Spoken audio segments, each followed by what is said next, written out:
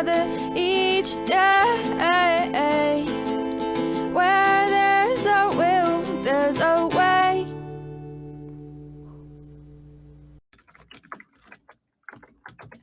All right. I had a couple things to get done.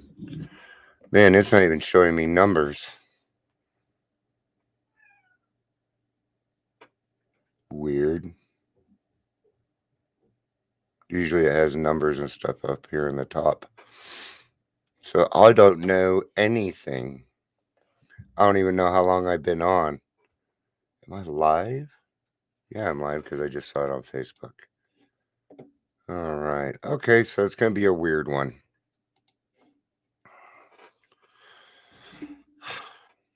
Morning, Michael.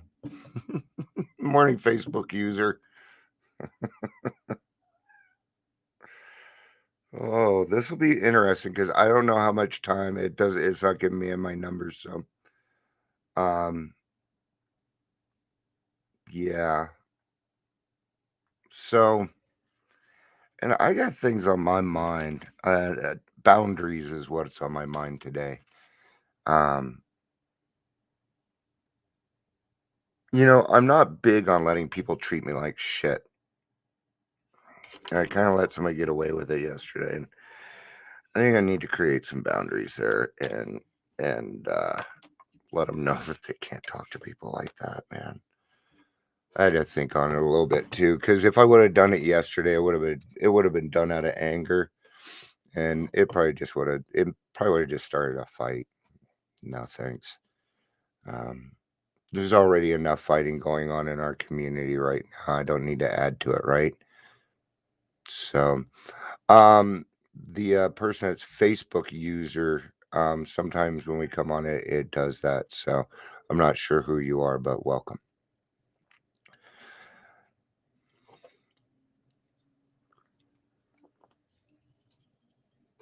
Morning, Chris. Good to see you, dude. All right, so I'm going to start out with the daily reflection here.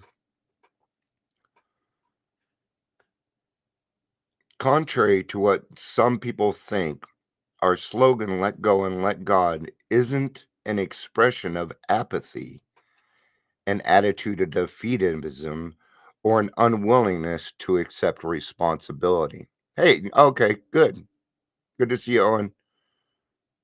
Owen, the Facebook user. Yeah, I use Restream, and I think if you go through my page, it does that. So it doesn't really matter. It shows up correct on when it's all said and done, so it's not like it matters. Yeah, it's kind of like when I talk about utilizing the when we use the serenity prayer to make excuses to not grow or to not to do things. Well, it's something I can't change, so I'm just going to accept it. That's really a defeatism kind of a thing. There's always something that you can do about every given situation, whether you are involved in it or not. There is something that you can change. There's something you can get out of it. It's just how willing are you to take a look? All right.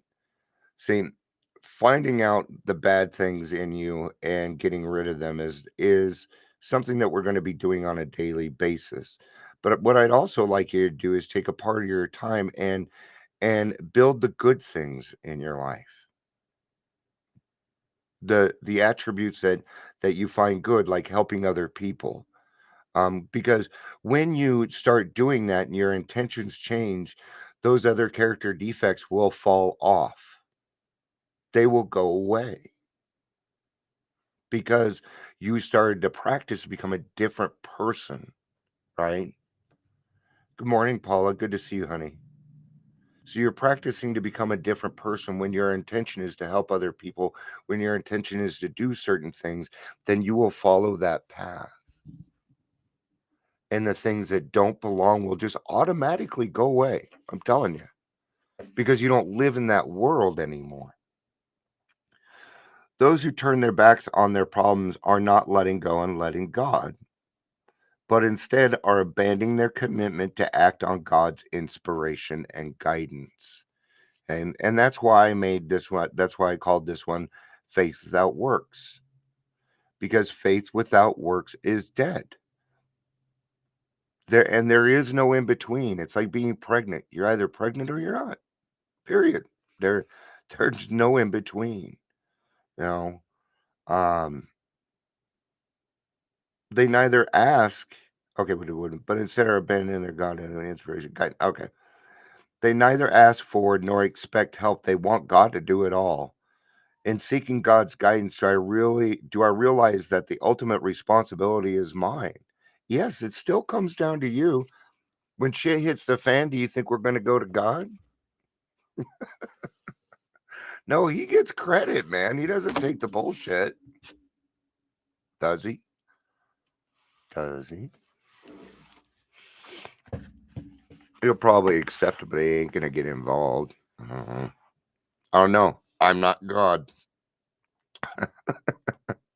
That's a good way to put it. I don't know. I'm not God. That's a good way to get out of it too, right? So there's a couple places in the big book that talk about faith without works is dead. They're about 2 sentences long because it deals with the 6th and 7th step. So I'm gonna read out of the big book first, but I'm gonna open up Drop the Rock because it talks about 6 and 7. And what I'm gonna do is just kind of open it up to the beginning and read. I didn't really get anything specific about it. It's just the big book doesn't have much, right? And I don't know. So you guys know, again, just to remind, I have no idea how much time I'm at because it's not telling me. It's not it's not giving me my stats today for some reason. So God's probably saying, okay. So once we've completed step 7, now we need more action, without which we find that faith without works is dead. Okay. There's our first one.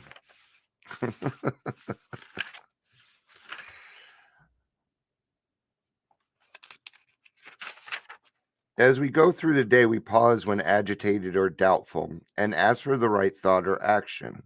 I'm doing that this morning. I'm asking for the right thought or action. We constantly remind ourselves that we are no longer running the show, humbly saying to ourselves many times each day, "Thy will be done." We are then in much less worry, less danger of excitement, fear, anger, worry, self-pity, or foolish decisions. We become much more efficient. We do not tire so easily, for we are not burning up energy foolishly as we did when we were trying to arrange life to suit ourselves. That can be very, very wearing. See, with my PTSD comes the anxiety and everything else, right? And for a 2.5 years there, 2 years probably, I'd have to take a nap every freaking day. I've taken 2 naps in the last month. That's a lot of progress for me. And that's because I'm working on my PTSD really hard, right? With my EMDR. And now that that's going away, I now have more energy. Thank you, God. I needed that. I finally got my afternoons back, man. I was, and I disliked it so much because people are like, "You're lazy, sleeping all the time," and then you have no idea what it's like. So please don't go there. Um, we alcoholics are undisciplined, so we let God discipline us in the way that we have just outlined. But this is not all. There is action and more action. Faith without works is dead. The next chapter is entirely devoted to step 12. So action and more action doesn't necessarily just have to do with step 6 and 7. You're going to be doing a lot more action. But let's get to step 6. I'm going to read, I don't know, probably 3 paragraphs in this. It's a good book. I haven't read it all the way through. I'm reading it with my home group on Friday, so I'm kind of saving it for that. You know what I mean? Well, I'm kind of enjoying getting to know this book with other people. Dude, come on. I'll let you out in a minute. All right? But please stop whining. At the beginning of the discussion of sorry. Okay. At the beginning of the discussion of the 6th step is the 12 and 12. It says, in a rather sexist way, that this is the step that separates the men from the boys. Becoming entirely ready, moving into total willingness is hard. It requires great effort and awareness. Now, I'm not rather big on you saying, well, gosh, that's what, putting your own shit in there. Um, it does separate the men from the boys. It's where, I mean, come on, it's 1932 verbiage. And if verbiage is stopping you from getting sober, then step 6 is where you need to be. Stop. No. He's not going to stop. Step 6 requires us to stop struggling. That I can go for. But I'm going to go back. I apologize. I got caught up in that. Becoming entirely ready, moving into total willingness is hard. It requires great effort and awareness. And we talk about awareness a lot. I'm going to move him to a different window. That wasn't that bad, dude. No! Go. There.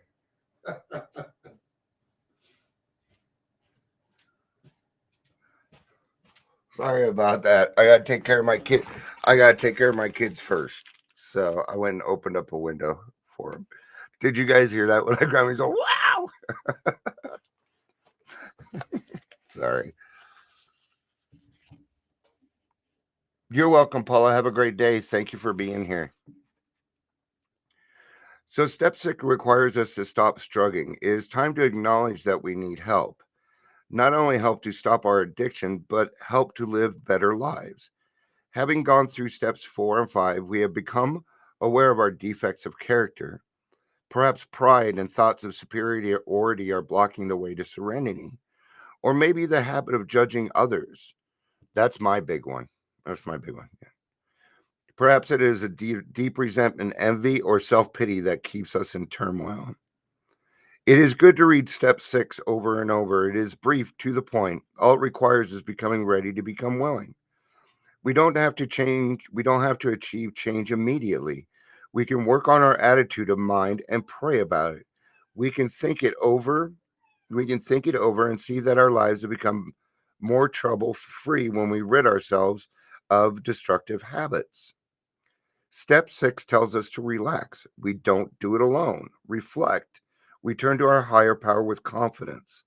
Think of the relief that is waiting once we become entirely ready.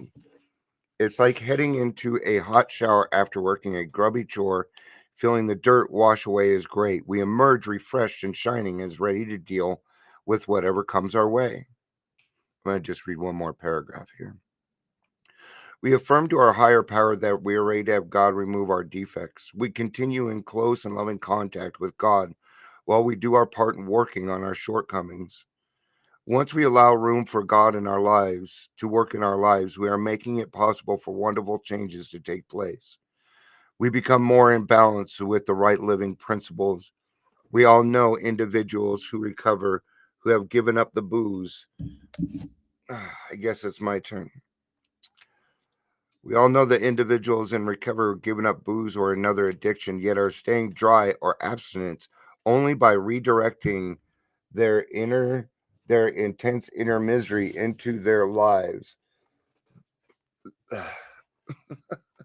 They won't work the 6th and 7th step. All right.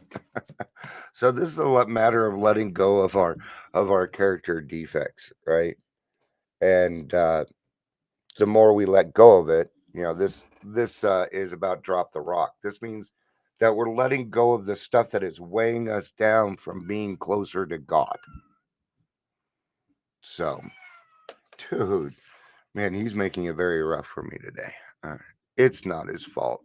We've got an appointment. He needs to get fixed. So what are we doing today? What is it in our lives that we're doing to say, hey, God, I'm in on this game. I'd like to be a part of this. What do you need me to do? May I not allow myself to be lazy just because I think God is going to do everything anyway? Right? Such apathy reminds me of my old powerless self, the one that moaned that the world was going up in smoke, civilization was going down the drain, and there wasn't a thing I could do about it. Neither may I use letting go do it as an excuse for my shrugging off problems without even trying. May God be my inspiration. May I be an instrument of God. Today I'll remember God guides those who help themselves, right? I'm going to kind of give you an example. And because I've been asking people around here to get dishes done, right? And usually I rinse my own stuff, but this weekend I just put it up there. Hadn't quite gotten to it yet. Man, he's driving me crazy, dude. Shut up. Whew. All right. And they went through and cleaned the kitchen, but none of my stuff got rinsed off. So that tells me, hey, I'm only going to do my portion of it. I'm not going to go beyond. Okay. Your actions will always say something to me. They're going to say something to other people. Okay. And people are watching. I thought that was kind of, I'm going to say something. Hey, I rinse your dishes all the time, man. How come you couldn't? Oh, well, I didn't have time. You had time. Just, you know. So watch your actions, man. Be accountable even when nobody is watching because God's watching. So, all right, guys, that's going to be it for today's daily reflection. I think I'm going to go let my cat, I'm going to put him on his leash, take him outside for a little bit so he can do what he needs to do. So, poor guy. All right, guys, have a great day. I love you. Peace out and have a day.